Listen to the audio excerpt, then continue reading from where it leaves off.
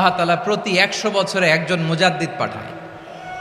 প্রতি 100 বছরে একজন মুজাদ্দিদ, যিনি সমাজকে সংস্কার করেন। আল্লামা দেলোয়ার হোসেন সাঈদী রাহিমাহুল্লাহ ছিলেন তেমন একজন মুজাদ্দিদ। চিৎকার করে বলেন ঠিক কি না? উনি শিরক বিদআতের আস্তানাকে তছনছ করে দিয়েছেন, তাওহীদের বাণীকে সমুন্নত করেছেন, গণমানুষের কাছে তাফসিরুল কোরআনকে জনপ্রিয় করেছেন। আজীবন তিনি ইসলামকে বিজয়ী শক্তি হিসেবে দেখার স্বপ্ন দেখতেন। এত প্রাঞ্জল ভাষা, এত চমৎকার আধুনিক প্রেজেন্টেশন, গণমানুষের কাছে কোরআনের তাফসিরকে এভাবে জনপ্রিয় করে তোলার মতো ব্যক্তিত্ব আল্লামা সাঈদী ছাড়া দ্বিতীয় কেউ এই বাংলার ভূখণ্ডে নাই। এই যে তাফসিরুল কোরআন, এই যে টার্মিনোলজি, এই টার্মটাই উনি আসলে জনপ্রিয় করেছেন। আমরা আগে জানতাম না যে এভাবে তাফসির করা যায়, এভাবে scientific indications of the Holi কোরআনকে মানুষের কাছে পেশ করা যায়, এভাবে এত জীবন ঘনিষ্ঠ করে, এত ইন্টারেক্টিভ করে কোরআনের কথাগুলো মানুষের কাছে উপস্থাপন করা যায়। উনি অন্যায়ের বিরুদ্ধে সবসময় সোচ্চার ছিলেন, প্রতিবাদী কণ্ঠস্বর ছিলেন। ওনার আলোচনা শুনলে দেহের রক্ত টকবক করে ফুটতে থাকতো। আল্লাহু আকবার, আল্লাহু আকবার, আল্লাহু আকবার। He was a strong mouthpiece of Islamic revivalism. Islamic জাগরণের স্ট্রং মাউথপিস ছিলেন আল্লামা সাঈদী রাহিমাহুল্লাহ। অনেক দোয়া পেয়েছেন। আমরা পড়েছি, এমন জীবন তুমি করিবে গঠন, মরণে হাসিবে তুমি, কাঁদিবে ভুবন। গোটা বিশ্বকে তিনি কাঁদিয়েছেন। আল্লামা যখন ইন্তেকাল করলেন, আমি তখন মালয়েশিয়া থেকে যুক্তরাষ্ট্রে একটা কনফারেন্সে যোগ দিতে যাচ্ছি, কাতার এয়ারলাইন্সে। মালয়েশিয়া থেকে দোহাতে নামলাম। দোহায় যখন আমার ট্রানজিট, তখন শুনতে পেলাম যে আল্লামা বিদায় নিয়েছেন। সোশ্যাল মিডিয়ায় শুনে বিশ্বাস করতে পারলাম না। মুহূর্তের মধ্যেই মাসুদ সাঈদী ভাইকে মেসেজ করলাম, উনি কোনো উত্তর দিতে পারলেন না।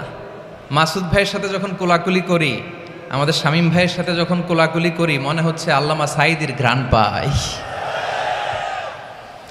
শরীরটা লিটারালি কাঁপছিল, নিজেকে মানাতে পারছিলাম না, বিশ্বাস করতে পারছিলাম যে আসলে আল্লামা বিদায় নিয়েছেন। ইন দ্য মিন টাইম আমার সেকেন্ড ফ্লাইট, দোহা টু নিউ ইয়র্ক, 12 ঘন্টার ফ্লাইটে উঠলাম। ইন্টারনেট থেকে বিচ্ছিন্ন হলাম। নামার পরে শুনলাম আল্লাহু আকবার, যেখানে ওনাকে কবরস্থ করার কথা ছিল সেখানেও কবর দিতে দেয়া হয় নাই। ছবিগুলো দেখতে লাগলাম, হাসিমাখা মুখ, হাসিমাখা নিথর দেহটা, মরণে হাসিবে তুমি, কাঁদিবে ভুবন। From east to west, from north to south, the entire globe, গোটা বিশ্ব ওনার জন্য কেঁদেছে। গোটা বিশ্ব কেঁদেছে, কাবার গিলাফ ধরে ধরে মানুষ চিৎকার করেছে। এর চেয়ে শ্রেষ্ঠ মৃত্যুকার হতে পারে? আমাদের আল্লামার আর কি পাওয়ার ছিল বলেন? আর কি পাওয়ার ছিল? কুল্লু নাফসিন যায়িকাতুল মাউত, যারাই দুনিয়াতে আসবে তারা ইন্তেকাল করবে, এটা আমরা মেনে নেই, এটা আমরা জানি। কিন্তু অবাক করা বিষয় হচ্ছে, আমরা আজও জানি না আমাদের আল্লামার মৃত্যু কি স্বাভাবিক হয়েছে নাকি এটা পরিকল্পিত মেডিকেল কিলিং ছিল। এটা যে পরিকল্পিত মেডিকেল কিলিং ছিল, এটা ধারণা করার পেছনে অনেক কারণ আছে। তিনি আধিপত্যবাদের বিরুদ্ধে সোচ্চার ছিলেন, ফ্যাসিবাদের বিরুদ্ধে সোচ্চার ছিলেন, রাজনৈতিক প্রতিহিংসার শিকার ছিলেন। এজন্য এটা মেডিকেল কিলিং হতে পারে, এ ধারণা আমরা করতেই পারি। আওয়াজ করে বলেন ঠিক কি না? যেই সময়টা আমরা কাটাচ্ছি, এত সুন্দর সময় বাংলাদেশ আর পাবে না। আমাদের জন্মের পর থেকে এরকম চমৎকার সময় আমরা পাই নাই। এটাই আসল সময়। আমরা ইন্টারিম গভর্নমেন্টের কাছে দাবি জানাই, উচ্চতর তদন্ত কমিটি করে এটা কি হত্যাকাণ্ড ছিল নাকি স্বাভাবিক মৃত্যু ছিল, এই রিপোর্ট গণমানুষের কাছে প্রচার করে জানাতে হবে। এই দাবির সাথে কি সবাই আপনারা একমত? কারা কারা একমত হাত তুলে দেখান।